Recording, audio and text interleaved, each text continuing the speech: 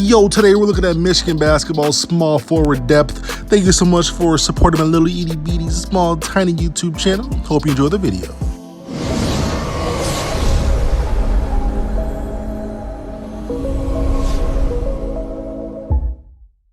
In the 2019-2020 season, Michigan was very thin at the big wing spots. You can call it the three, the small forward position, whatever, it's up to you. Adreian Nunez started the first few games while Franz Wagner was out. Struggled on both ends, and once Franz was healthy for the battle for Atlantis, he took over the starting position in most of the minutes. Now, when Franz came out in tight games, Michigan played small with the 6'1" guard rather than go with the other options available. Nobody graduated from the position. The one player who left didn't play at all in the rotation. Franz Wagner, Adreian Nunez, and Isaiah Livers all returned, and two more pieces were added to the mix. Wake Forest transfer Shondy Brown and 2020 top 100 recruit Zeb Jackson. Not gonna lie, this went from the thinnest to the most crowded position in 1 year. Adreian Nunez is a 6'6" guard who will be fighting hard for minutes. As mentioned earlier, he started the first 4 games. After Franz took the starting job, Nunez played more than 7 minutes in only 1 game against a high major opponent, and that was at Nebraska when Isaiah Livers and Xavier Simpson did not play, and he went 1 for 6. This offseason has to be spent making plays and not just shooting, rebounding and attacking off the dribble, and getting a lot better on the defensive end. Even being a returning big wing, it's going to be a tough hill to climb to find minutes in the rotation this year. Zeb Jackson comes in at 6'5", but he's always been a long-arm guard who can do multiple things on the basketball court effectively. I believe this season he'll play in front of Adreian Nunez, but then he's going against 2 seniors in Shondy Brown and Isaiah Livers, and a sophomore in Franz Wagner, who is the returning starter and looks like the team's best NBA prospect.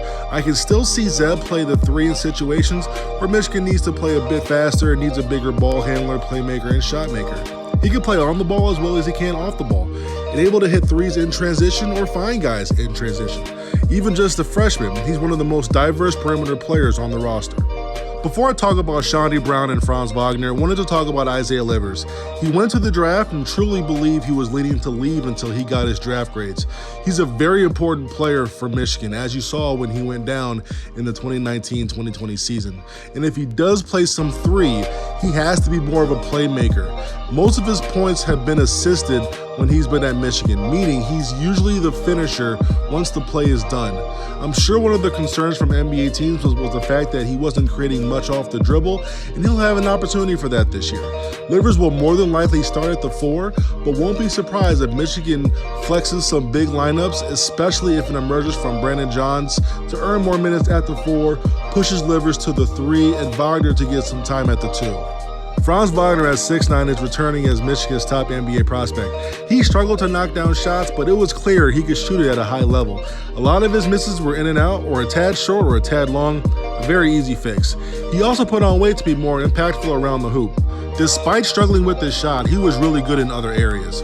One of the better versatile perimeter defenders in the conference, guarding all 5 positions with his size, length, quickness, and instincts. If shots aren't falling, young players usually get it in their head and it affects other parts of their game, but not with Franz. He didn't settle from 3 either. He put the ball on the floor and attacked the rim with good footwork and long strides. He'll have the ability to play the 2, 3, or the 4. Expect 30 to 35 minutes either way. Shondy Brown is the 6'5" transfer from Wake Forest. As of this video, the NCAA has not said if he'll be given a waiver to play right away, but he brings a very different dynamic to the roster, a blue-collar guy. His best attributes are his rebounding, defense, and physicality. He's not a great shooter, capable but not great, but this doesn't bother me very much because he'll be surrounded by very good shooters. Livers, Brooks, Jackson, Wagner, 7'2" freshman Hunter Dickinson coming in, who is a lefty, who can also stretch the floor. Expect him to start at the 2, occasionally sliding to the 3 for 8 to 10 minutes per game. This is the group that will dictate whether they will be NCAA tourney hopefuls, Big Ten contenders, or national title contenders. This will be the core of the team that has to be consistent in order to realize their goals.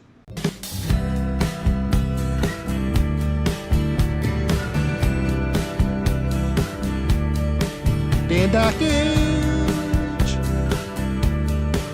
can't guard me.